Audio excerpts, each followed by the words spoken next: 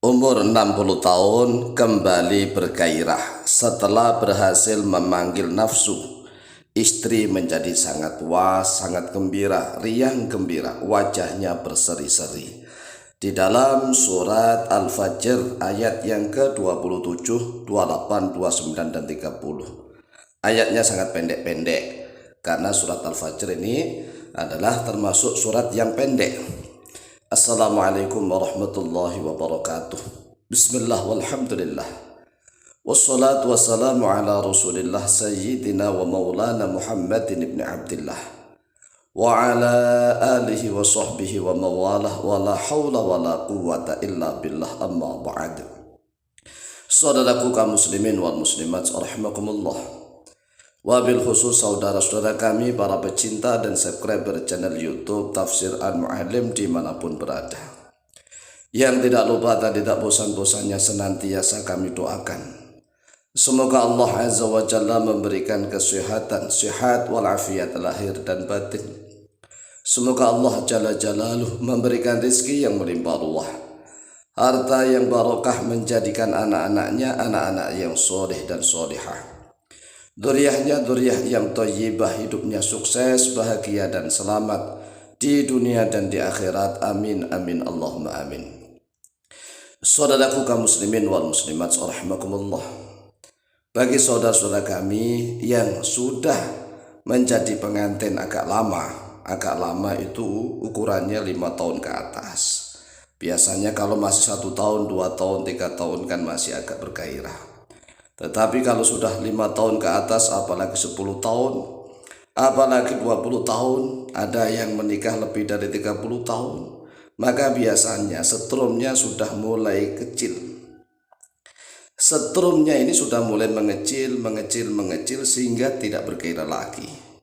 Nah, agar gairahnya muncak kembali, agar gairahnya semangat kembali, maka panggillah nafsunya. Memanggil nafsu dengan membaca surat Al-Fajr ayat ke-27, 28, 29, dan 30. A'udzu billahi minasyaitonir rajim. Bismillahirrahmanirrahim. Ya ayyatuhan nafsul mutmainnah, irji'i ila rabbiki radiyatan mardiyah, fadkhuli fi ibadi wadkhuli jannati. Ini insya Allah sudah banyak yang hafal ya. Tinggal bagaimana cara mengamalkannya. Nah, sebelum kita menjelaskan cara mengamalkannya, maka kita harus memahami tentang maknanya, faham terjemahnya, agar tatkala kita mengamalkan betul-betul yakin dan paham apa sih maksud dan tujuannya. Perhatikan nih maknanya. Ya ayyatuhan nafsul mutmainnah.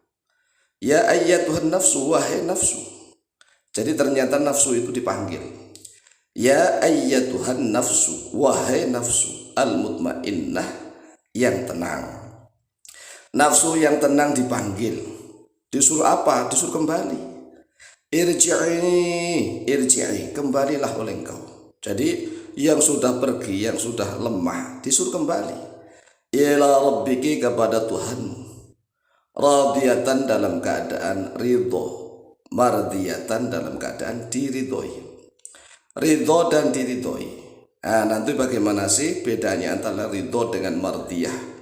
Yang ridho dengan yang diridhoi, nanti insya Allah akan kita jelaskan. Sekarang kita harus bisa memahami nih, bahwa nafsu itu ada 7 tingkatan. 7 tingkatan nafsu. Nafsu yang pertama disebut an-nafsu al-ammaratu bisu. An-nafsu al-ammaratu bisu artinya nafsu yang selalu perintah pada keburukan, kejahatan. Orangnya ini selalu ngajak maksiat aja, ngajak dosa aja. Ini namanya an-nafsu al-ammaratu bisu. Nafsu yang selalu mengajak kepada keburukan. Kalau dijak ngaji, dijak baik ya sulit. Nafsunya ngajak kepada keburukan. Kemudian nafsu yang kedua namanya nafsu al-lawamah. An-nafsu al-lawamah. Nafsu yang laumata laim, yang menyesal, yang menghina, mencaci maki. Dia kepingin menjadi orang baik, tetapi hanya kepingin. Usahanya ya mohon maaf nol istilahnya. Ingin jadi orang baik tapi usahanya nol. Ingin jadi orang pintar tetapi nggak berusaha. Hanya berandai-andai, menyesal. Kemudian nafsu yang ketiga namanya an-nafsu al-mulhamah.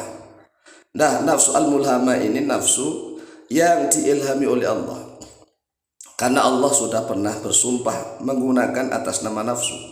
Wa nafsi wa ma sawwaha fa'alhamaha.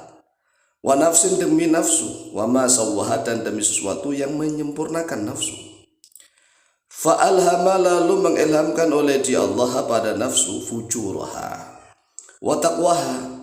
Ada fujurnya yaitu kedurhakaannya nafsu, wa taqwaha dan takwanya nafsu. Jadi kalau nafsu al-mulhamah itu bisa baik, bisa bujur, bisa jelek, bisa takwa. Jadi nafsu al-mulhamah.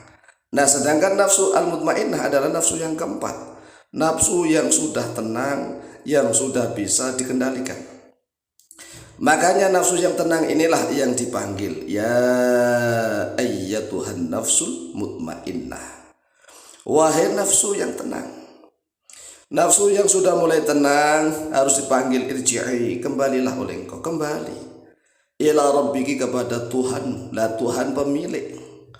Radiyatan dalam keadaan rela. Nafsu yang keadaan rela apapun yang telah ditetapkan oleh Allah kepadanya rela.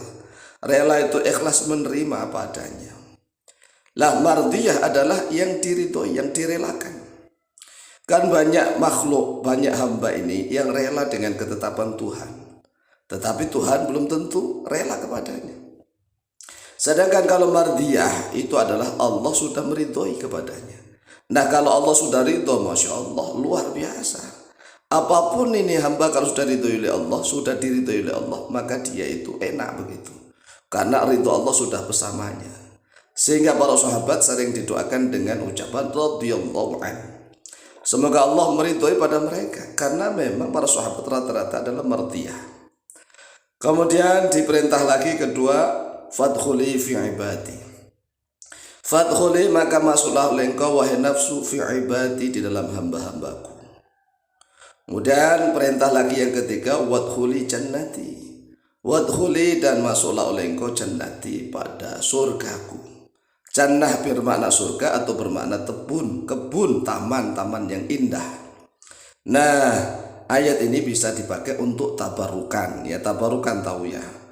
Ini adalah ayat yang berkaitan dengan nafsu manusia yang harus kembali kepada Allah Jalla Jalaluh.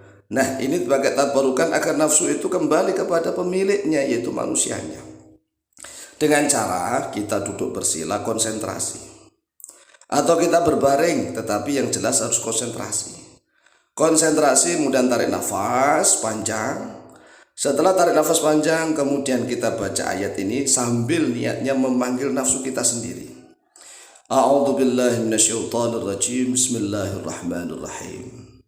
Ya ayyatuhan nafsul mutmainnah, irji'i ila rabbiki radiyatan mardiyah. Fadkhuli fi ibadi wadkhuli jannati. Kalau seandainya belum mantap, diulang lagi, tarik nafas lagi. Ya ayyatuhan nafsul mutmainnah, irji'i ila rabbiki radiyatan mardiyah.